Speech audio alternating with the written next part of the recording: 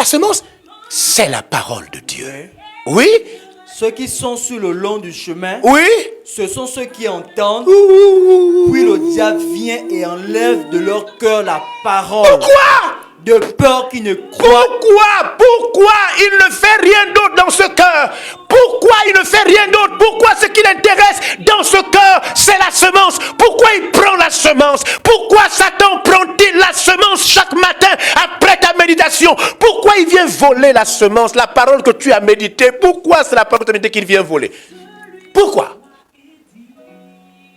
Nous savons qu'il est méchant, qu'il est meurtrier, qu'il ment depuis le début. On sait que c'est lui qui incarne le mal. Pourquoi il vient dans ta vie? La seule chose qu'il vient prendre, c'est la parole que tu as méditée. Pourquoi? Il sait. Il sait que s'il n'enlève pas la semence et que toi tu restes avec elle à réfléchir sur elle pendant des jours, pendant des mois, si tu commences à mêler le jeûne par rapport à ce que Dieu t'a dit, si tu commences à te concentrer, il sait que la semence, qui est la parole de Dieu, risque de produire un fruit, risque de produire un arbre. Il sait que la parole risque de produire des miracles, risque de produire un ministère. Il sait que cette parole, s'il ne l'enlève pas, elle va produire la guérison de ton corps. Il le sait. Alors, le diable, qui savait ça? Qui savait que le diable visitait son cœur? Qui savait que le diable venait enlever la semence dans son cœur? Est-ce que tu le savais? Non, tu ne le savais pas. C'était un mystère. Il vient souvent dans ton cœur. Il vient enlever la semence. Il ne peut rien te faire. Il ne peut rien faire à ton cœur. Il vient seulement enlever la semence. C'est pourquoi il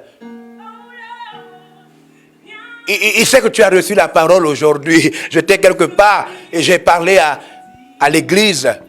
Je leur ai parlé ce matin de répondre à la vocation de sauver des vies. Et le soir, j'ai prêché sur un autre message. Tenter de faire une grande chose pour Dieu.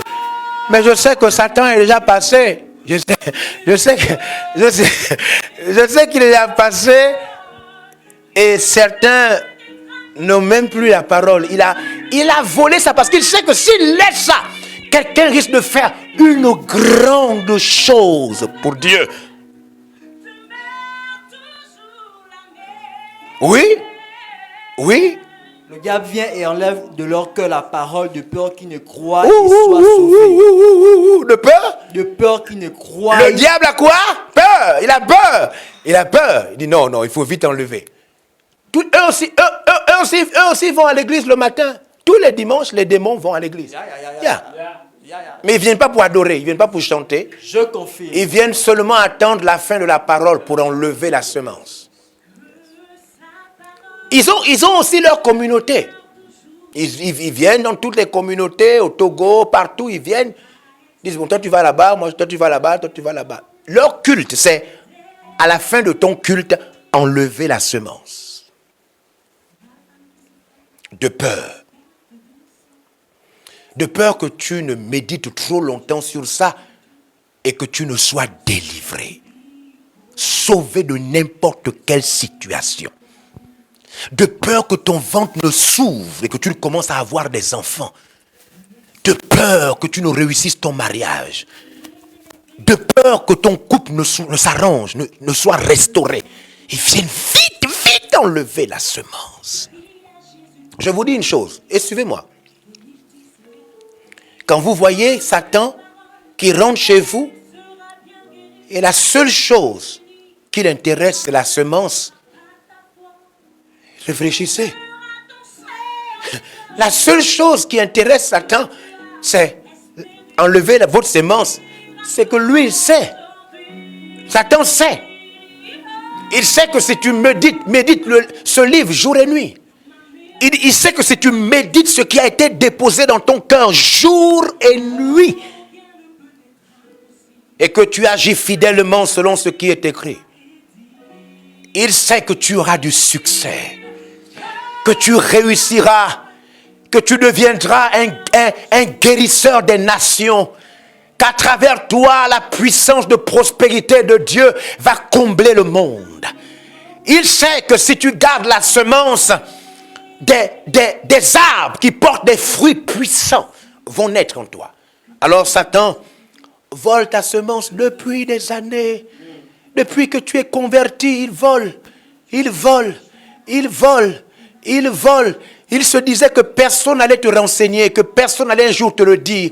Il se disait que, et pourtant tu as lu plusieurs fois cette parabole, mais il s'est dit, non, j'espère qu'il ne va jamais comprendre que la chose qui est importante dans cette parabole, c'est le mystère de la semence. Pour lui, même quand tu lis cette histoire, il est là, il dit, mon Dieu, j'espère qu'il ne va pas comprendre, j'espère qu'il ne va pas comprendre, j'espère qu'il ne va pas comprendre. Il faut qu'il reste seulement au niveau de la parabole. Il ne faut pas qu'il découvre que notre problème, c'est la semence.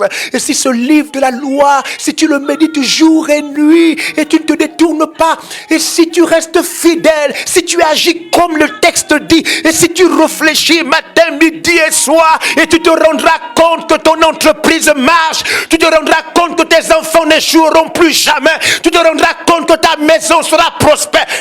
Il le sait. Il a volé ta semence, c'est pourquoi tu es assis à la maison et tu ne pars plus à l'église. Il a volé la semence. Ce que Dieu t'avait dit au début, il t'a envoyé les rayons de soleil. Il a brûlé la semence. Il a étouffé la soif d'aimer Dieu, d'obéir à sa parole. Satan a tout fait. Il a saccagé ta vie. Il s'est attaqué à la semence. C'est pourquoi tu fais plus les choses comme la semence dit, comme la parole dit. Maintenant, tu fais ce que tu ressens. Dis non. J'ai décidé maintenant de rester à la maison. J'ai décidé de ne plus prier comme ça. J'ai décidé de ne plus avoir de relation avec des chrétiens. Mais ce n'est pas ce que Dieu t'avait dit. Ça, ce n'est pas le message de la semence. La Bible ne dit pas ça. Ça, c'est parce que Satan a volé la semence. La peur est revenue à la place de la foi. Il a volé la semence de la foi. Il a volé. Mangé. Brûlé et étouffé. La semence, Pau. La puissance de la semence, c'est l'extension. C'est-à-dire, quand vous voyez la semence, on dépose dans la semence. La puissance mystérieuse, c'est l'expansion. Donc la semence vit et elle risque de grandir. Et donc Satan, il sait qu'attention, Dieu leur a donné trop de semences. Si on ne vole pas les semences, ces gens vont Romains 5, 17. Si on ne vole pas la semence, ces gens-là risquent de... Romains 5, 17. Si nous ne volons pas la semence, ces gens-là risquent de... Si nous ne volons pas la semence, ces gens-là risquent de... Si nous ne volons pas la semence, ces églises, ces fils de Dieu, ces filles de Dieu-là...